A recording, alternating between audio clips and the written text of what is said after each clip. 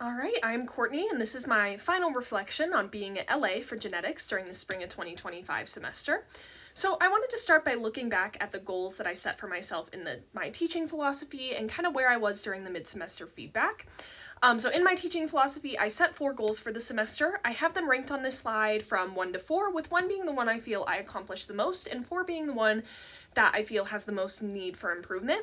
So, with my first goal, that was my goal of including all students in my group, not just the outgoing students who are going to be the ones who speak up. I do feel like this was the goal I was able to accomplish the most, and I did this by doing 2 things. First of which being breaking the problems down into the simplest step-by-step explanation, so that way if someone's not understanding the basic concepts, they can still understand how we're getting to the end result. And then second, by creating polls rather than just asking students to yell out answers. So instead of asking them the answer to a question, maybe asking a question saying, give me a 1 if you want to answer A, a 2 if you want to answer B, a 3 for C. And I found that a lot more students participated when they didn't necessarily have to speak up. So both of these things I think contributed to creating an involved teaching style. During the mid-semester survey, almost every student ranked me a 5 in terms of creating a collaborative safe space for learning, further demonstrating how I was able to accomplish this goal. And then also with that, my second goal was about instilling confidence in the students regarding their ability to problem solve and understand the content. And so my plan in my teaching philosophy to accomplish this goal was to first create engaging solutions to the problems, and then also, rather than telling students answers, asking questions that would lead students to the answers. So first, with the part in being engaging, I know the slide looks a little chaotic, but what you're seeing here are a lot of the diagrams I made to help make my solutions more engaging. If you look at like the blue circle right above the camera, that's actually an animation I made using PowerPoint, showing like ribosomes. The photo on the left shows the operon magnets I made, and then on the right are a few of the diagrams I made, one for complementation and one for Robertsonian translocations. And so I think being able to make these diagrams contributed to making a more engaging learning style, because rather than just words, it involved pictures and in some cases animations and like moving parts. And so I think this is something that helped with creating this engaging teaching style. And this was another thing in the mid-semester survey that students agreed I was doing well. And then the second half of my instilling confidence in the students was by asking leading questions rather than just showing them the answer. And so these are some examples of those leading questions. I think a great example of it is in the lower left corner. The LC for this was about drawing out a graph for the amount of DNA in a cell during different cell stages. So rather than drawing that out for them, I asked these questions about like what's happening in the stages and how that's going to change the DNA amount, so that way they can it can help lead them to the answer and they can draw it out themselves without me drawing it out for them. And then moving on to my third goal, that was about creating trust between myself and the students in my group. While I feel somewhat accomplished here, I do think there's still room for improvement with this one. During the mid-semester survey, I had a few comments that said that I, quote, did a good job of explaining topics and, quote, explained topics clearly. But despite students saying this, I still kind of doubt this because they never really came up to me with questions, and so I'm not sure if they felt confident that I was a source they could go to if they were having trouble in the class. And so I think in the future semesters, I want to make sure that I'm creating more of a safe space so that they can come to me.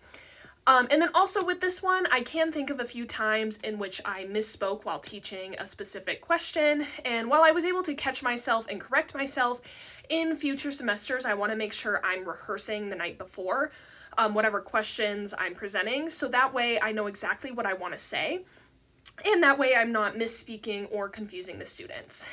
And then my first goal was to speak slowly and make full use of available class time. This is the one that I think I accomplished the least. Throughout the semester, I continued to talk pretty quickly.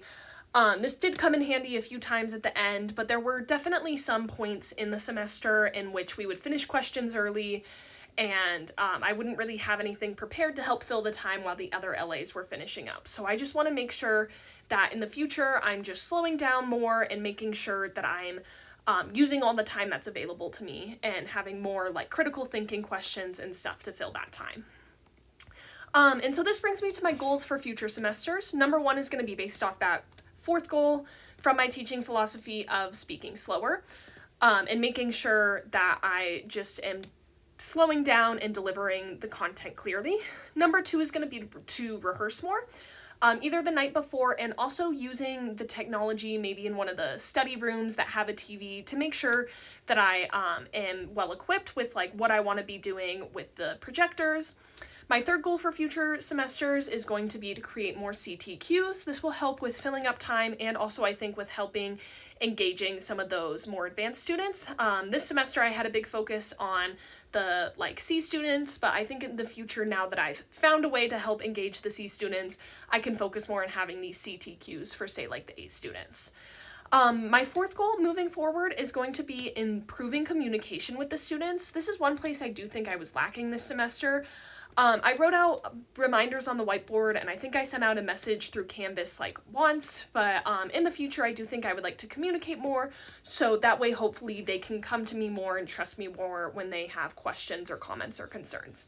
And then lastly, my fifth goal is going to be based off that third goal where I felt like students didn't come to me with questions a lot. And so my fifth goal is going to be to reach out to the students to see if they have questions rather than waiting for them to come to me. So just being a little more on top of this and kind of being the one to get the ball rolling rather than just expecting students to come to me. I'm going to try to see if there's anything I can do on my end to get them more involved. And then lastly, just to end my final reflection, I wanted to talk about how this LA experience is applicable to my future plans. And so I kind of see this in two ways. First off, using the screens this year has helped me learn how to implement more recent technologies into public speaking. I do have a lot of experience from public speaking in high school. However, in most of those situations, it was just like standing up and speaking with no use of technology. And so I think this year has helped me a lot, especially with learning how to use PowerPoint and how to make PowerPoint engaging with, say, like the different diagrams and animations that I made. And I did help see that my experience this year did help me at the end of the semester with the presentation that I had to do in another class. And so moving forward in both my undergraduate degree and hopefully graduate degree, if there's any public speaking, I do think that learning how to use these platforms will help me with that. And then the other application, being in LA has helped me learn how to explain genetic concepts in more basic terms to help someone with less understanding be able to grasp what's happening. And as someone who wants to go into genetic counseling, as a genetic counselor, there's going to be people who come to see you who haven't taken a biology course since like maybe high school. And so they probably won't have a very good understanding of what's going on. And so being able to break these concepts down into basic terms and help someone who's confused grasp what's happening is going to be very helpful to me in that field, with making sure that any patients that come to me are able to understand what exactly is going on and kind of grasp the bigger concepts. And that is the end of my final reflection. Thank you so much for this opportunity, and I look forward to working with you guys in the future. Thank you.